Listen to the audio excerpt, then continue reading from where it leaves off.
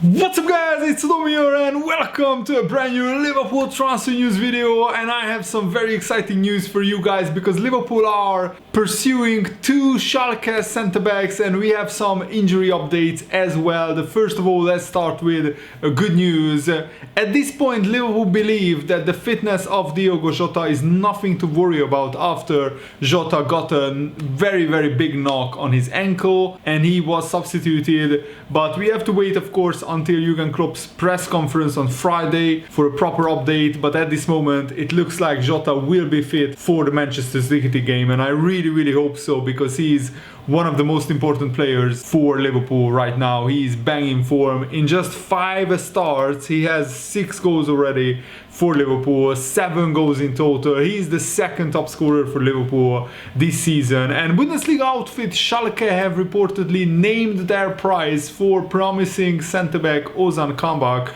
Most recently, Italian outlet Sport Mediaset claimed that Liverpool are ready to make a move for the Turkey international, and according to the Bild newspaper, Schalke named their price, which is £18 million for the 20-year-old, and they are facing financial struggles, Schalke, because of the pandemic, so they are looking to move on Ozan Kabak. The same report states that AC Milan had an offer of the same vigor turned down over the summer, but the Schalke board aren't willing to reject such a fee again because they are in an even worse financial situation right now than they were in the summer. Kabak is certainly one of the most exciting young defenders, even though Schalke started the season pretty terribly. I think Kabak would be a fine addition to the Liverpool squad, and I think Liverpool are in need of a new recognized 4th choice centre-back because we just can't rely on Joel Matip's fitness at the moment. And also, yes, we have Rhys Williams and Nathaniel Phillips coming through, but do we really want to rely on them long term if Van Dijk and Fabinho are struggling with injuries, and at the moment we just have Joe Gomez as our one fit senior centre-back. And according to the German outlet Bild newspaper, Liverpool have reportedly made contact with another young Schalke centre-back, which is Malik Thiaw, ahead of a possible future transfer. He's just 19 years old and he's not as experienced as Ozan Kabak, but his contract could be an issue because his contract runs until 2024 and there is no release clause in it, so effectively Schalke could ask for an even higher amount of money for Thiaw. But I think that Liverpool will definitely sign a centre-back in the January transfer window, and I think Kabak is the most likely scenario if David Alaba's wages are too high, but that is not certain yet. Thiaw's contract is running until 2024. The young German shouldn't be going anywhere anytime soon because he's just starting to establish himself in the Bundesliga for Schalke. But Liverpool are in contact with him through scouts because we have been scouting him and Kabak for a pretty extensive period of time, and Liverpool are very keen to bring in a new centre-back. So I think at the moment we are leaving all options on the table, all options open. So let's get to know Malik Thiaw a little bit more. So he was born in 2001, he's just 19 years old. He was born in Düsseldorf, Germany, but he is a Finnish professional football player. So he's from Finland, I guess his parents are from Finland, and he is also a towering centre-back, 191 centimeters tall, that's 6 foot 3 inches tall. And in his childhood Thiaw played for Kalkum Wittlaer, a club in Düsseldorf, his home city.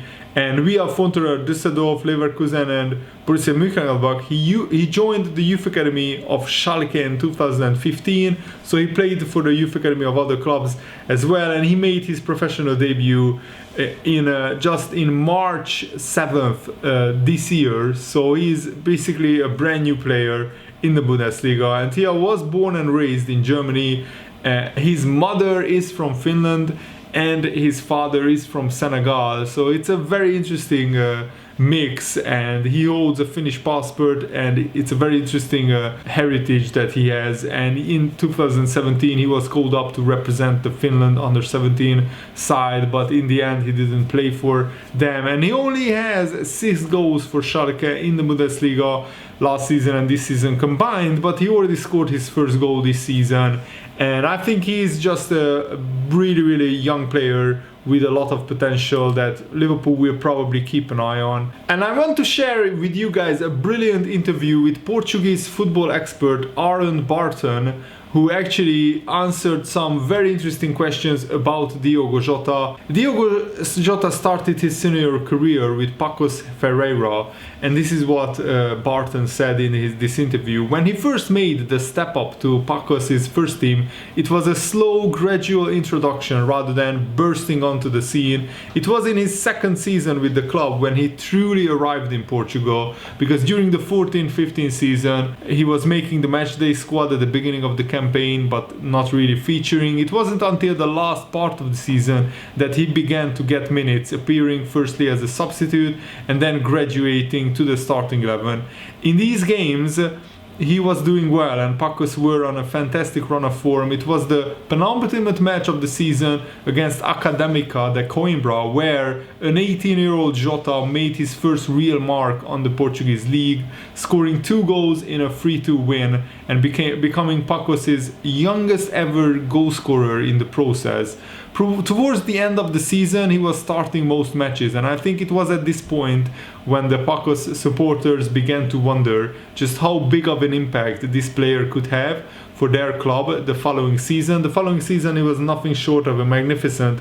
He started every single game he possibly could, only missing 3 games, 2 for suspension and 1 with an injury. This was a 19-year-old playing for a side outside of the traditional top 3, and he was taking ownership of matches, deciding games on his own for his team, and he was primarily playing on the left wing.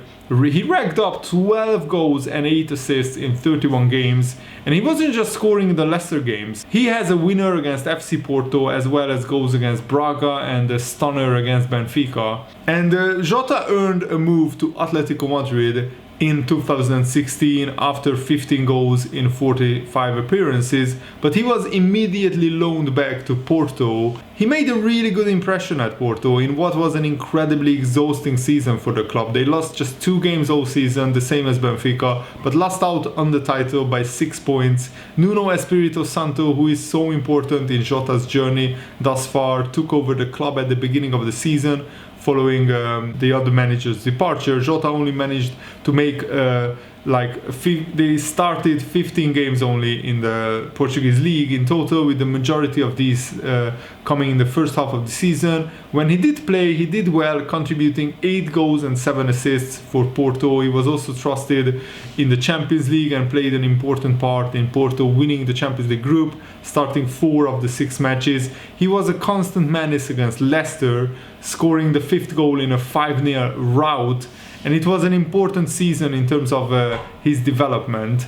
And then he joined Wolves on loan, and he scored 18 goals in all competitions. There was excitement growing in Portugal for Jota. There was a lot of intrigue in Portugal regarding Wolves, mainly because the supporters there couldn't believe both Diogo Jota and the wonder kid Ruben Neves had opted to drop down into the 2nd division of English football. However, it became abundantly clear after the first couple of months that Wolves weren't planning on staying in the Championship very long. The excitement was growing, he was performing at a very high level in a difficult division and had just recently become the captain of the Portugal on the 21 side. And as frustrating as it may be, there is an acceptance that due to the financial disparity between Portugal and the other major leagues, Portuguese clubs simply cannot hold on to the big talented players for as long as they would like. Wolves have become a lot of Portuguese people's 2nd club for good reason. On the flip side,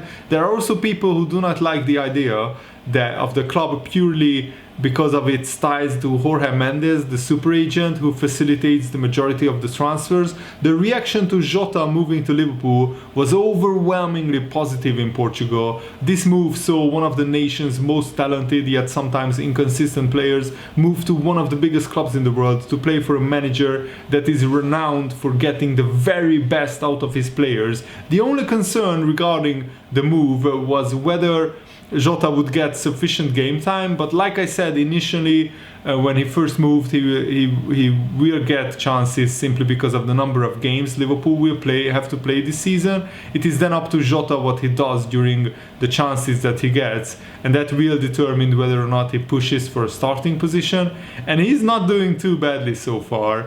And now the personal opinion of Jota by this journalist. Personally, I think he's a fantastic talent. He's tenacious, quick, hardworking. At times last season for Wolves, he was hit and miss. He could drift in and out of games, but out of nowhere he would spark into life and show exactly what he is capable of. I think Liverpool is the perfect place for him to be, in all honesty. And when I look at the likes of Sadio Mane arriving from Southampton and the talented Salah arriving from Roma after previously failing to really break through in England, you really understand the power of Jurgen Klopp.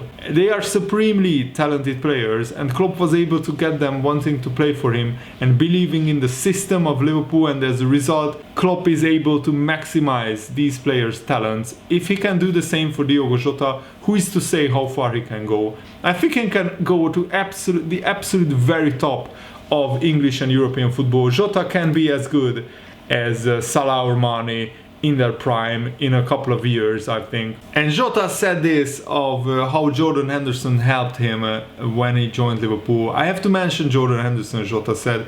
Even before I arrived for my first session, he already texted me saying that he will be there for me. It was a big thing for me, and I was not expecting it, and I just wanted to thank Jordan Henderson for that. And I think that shows how important Henderson is to Liverpool. And Dunn, the former Manchester City centre-back, thinks that the Man City-Liverpool game could almost decide the title race and decide the season. This is what he said: "It's huge. This game almost decides the season. The two teams haven't lost a lot of games over the last few years, so they know that the importance of the 3 points in this one is massive. City go into it after beating Liverpool 4-0 last year, but they will know that wasn't the real Liverpool.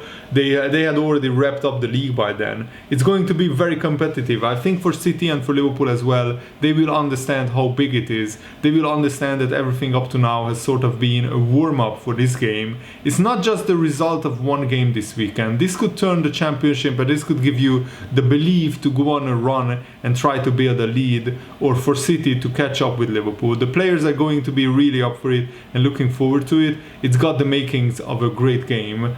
Dunn also added, Man City need to win. They are a few points behind Liverpool, and I fancy them at the weekend. I think they are in good form. Liverpool have a couple of problems defensively, and I fancy Man City to take advantage of that. I've been very impressed with Ferran Torres playing centre forward. They signed him to play on the wing, but through circumstances he has ended up in a centre position. The way he has been playing has been really positive for the team. He has been stretching defenses in behind and giving them different options. I wouldn't be surprised if it was Torres who started. To have Aguero back would be brilliant, and Gabriel Jesus came back with that goal in the Champions League. Even if you have them in reserve to come on at some stage in the game, it's a real threat for Liverpool. I just think the fitness and the rhythm of Ferran Torres points to him starting this weekend.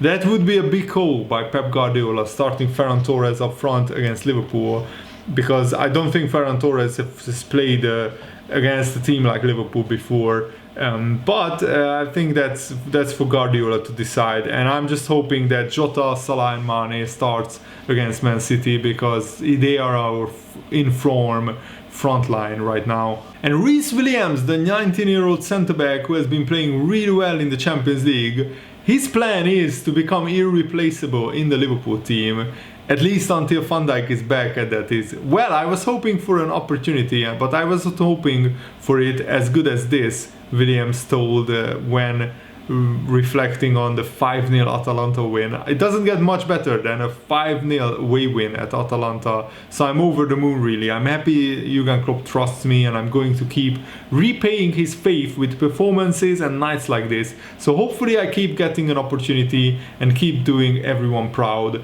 I want to become an irreplaceable piece of this side. It's a great team with great players. I know it's going to be hard, but I'm willing to put the effort in, keep working, and hopefully keep putting in performances performances when I get the chance. I would say Tuesday I found out that I will start, and that certified it, so I was just trying to get myself into the zone all day, and thankfully I've done that and it's paid off. I tried to go to sleep when we had a few hours before the game and it just wasn't happening for me, so I just tried to chill out and watch a few movies. I was always going to be a bit nervous, but I thought I dealt with it quite well. I mean, can you imagine how nervous Williams must have been to make a good impression against Atalanta?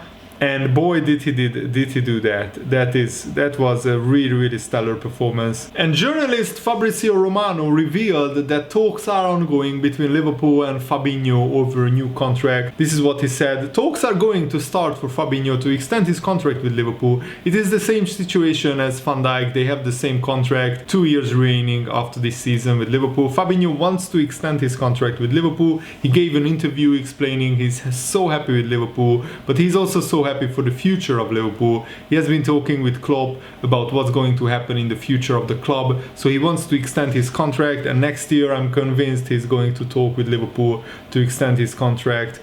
His agents are waiting for a call from Liverpool. The situation is so calm because he had a bid last summer from a top club in Spain and he decided to stay at Liverpool. So he is convinced that his future is at Liverpool, and next year they were going to start to talk about a new 4 or 5 year contract with Liverpool. And I think Fabinho fully deserves it. He is one of the best defensive midfielders in the world right now. And it looks like that the pay-per-view scheme that the Premier League introduced will be scrapped completely. At the moment, there is a likely outcome that they will reduce the price to just £10 from £15, but no decision is expected immediately. But other sources say that they will just remove the feature because it hasn't been very popular among football fans, and it's fully understandable. In the middle of the pandemic, you shouldn't ask football fans to pay £15 to watch one game of football, and some fans have to pay that every week if they want to watch their favorite club, and that is not acceptable in my opinion. I really hope that you guys enjoyed this video. Thanks for watching, have a nice day, see you later guys, goodbye.